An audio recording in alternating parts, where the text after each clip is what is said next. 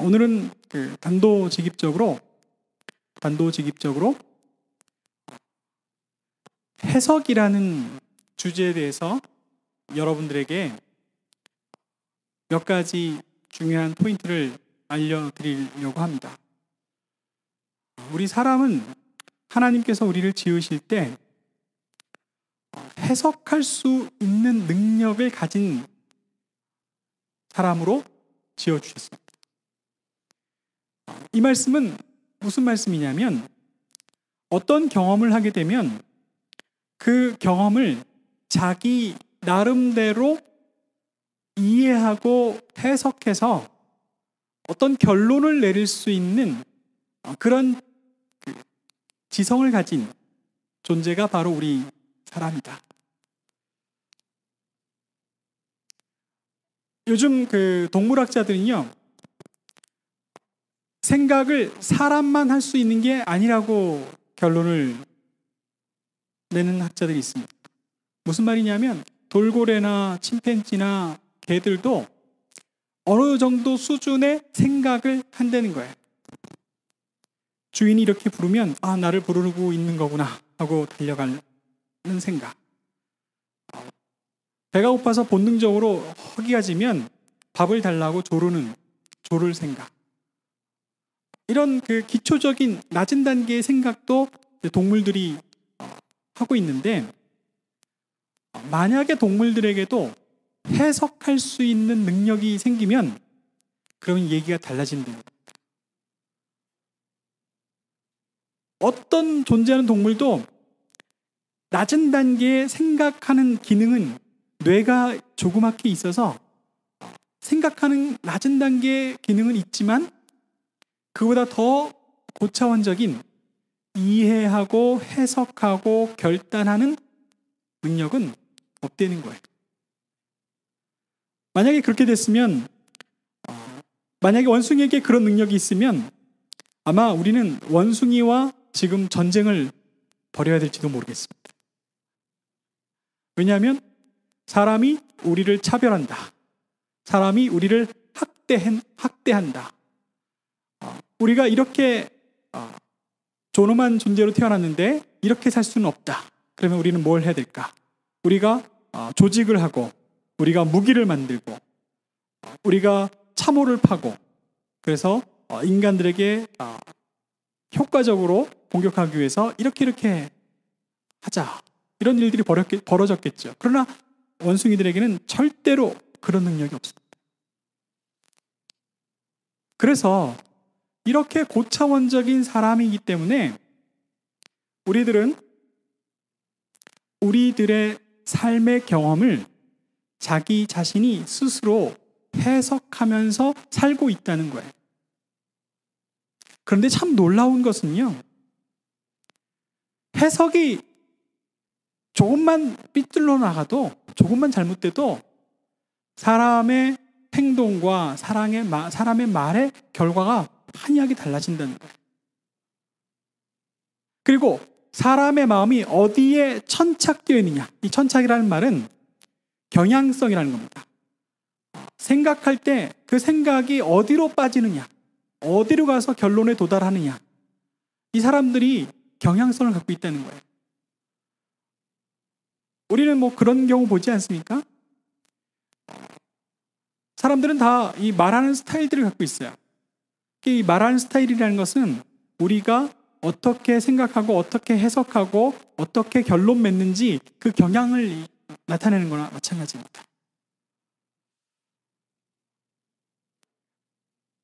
어려움을 갖고 있어서 좀 좋아질까 싶어서 이 상담사를 찾아오는 사람들은요, 열의 9은 남 탓을 합니다. 자기가 경험한 이 일의 결과에 대체로 많은 원인은 나를 괴롭히는 누구, 못된 시어머니, 고약한 남편, 말 안 듣는 자식, 내 모든 어려움과 내 모든 문제의 근원은 항상 그 결과가 다른 사람을 향하도록 말하고 있어요. 그 얘기 뭐냐면 해석을 그렇게 한다는 겁니다. 사람이 어떤 방향으로 해석하는 경향을 갖고 있느냐, 이게 매우 중요해요.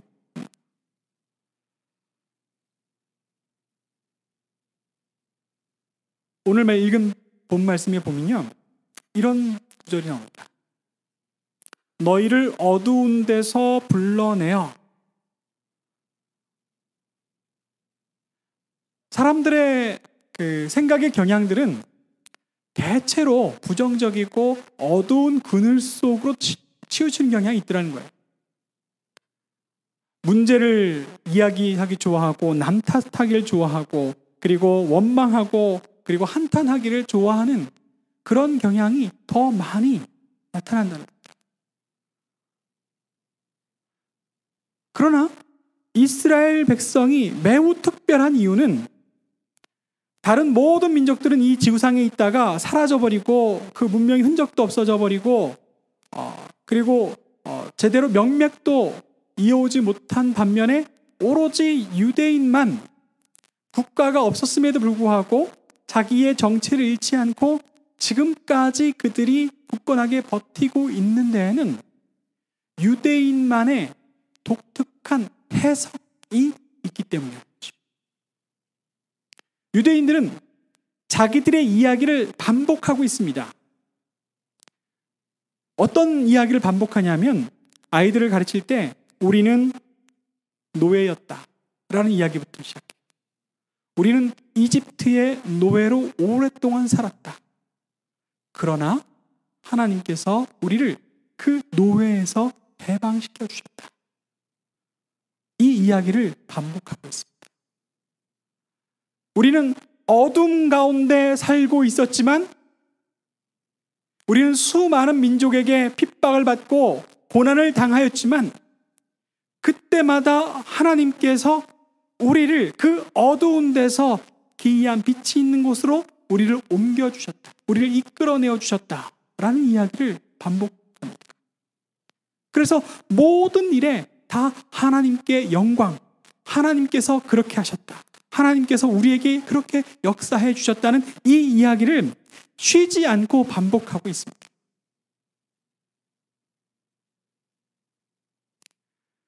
우리가 우리의 이야기를 시작하면요, 오늘 이 본문 말씀에 따라서 우리는 택한 백성, 하나님의 거룩한 백성이라는 이 정체를, 이 해석을, 이 고백을 놓지 않은 상태에서 이야기 시작하면 이야기 방향이 바뀝니다. 누구 때문에 언제 어떤 환경이 와서 또 무슨 일이 닥쳐서 이렇게 저렇게 해서 내가 어려움을 당했다. 그러나 그 모든 책임과 원인은 다 그 사람 때문에, 그 일 때문이었다 라고 이렇게 이야기하고 주저앉아 있지 않는다는 거예요. 어떤 이야기를 찾아내느냐.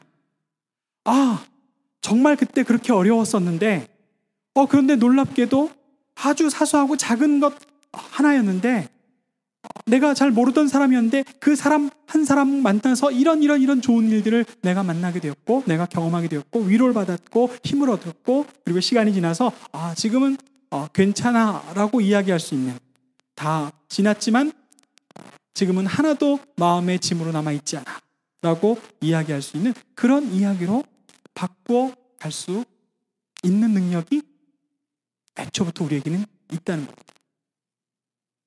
이야기 치료의 핵심은 나의 이야기를 새로운 이야기로 바꾸는 겁니다.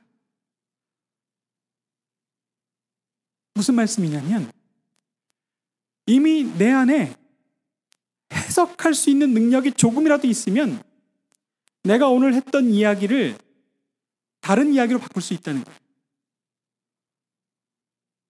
지난주에는 저희가 나를 괴롭혔던 어떤 원한이 있었던 사람, 힘들었던 일에 대해서 이야기했습니다마는, 그러나 우리가 오늘은 반대로 나를 도와주었던 사람, 정말 내가 너무너무 고맙게 생각하는 사람, 그 사람에 대한 이야기를 새롭게 할 때 우리의 이 경향성은 부정적인 것으로 다다를 수밖에 없는 우리 경향성은 길을 바꾼다는 거예요. 물길이 바뀐다는 거예요. 그래서 오늘 우리가 나눌 이야기는 밝은 얘기.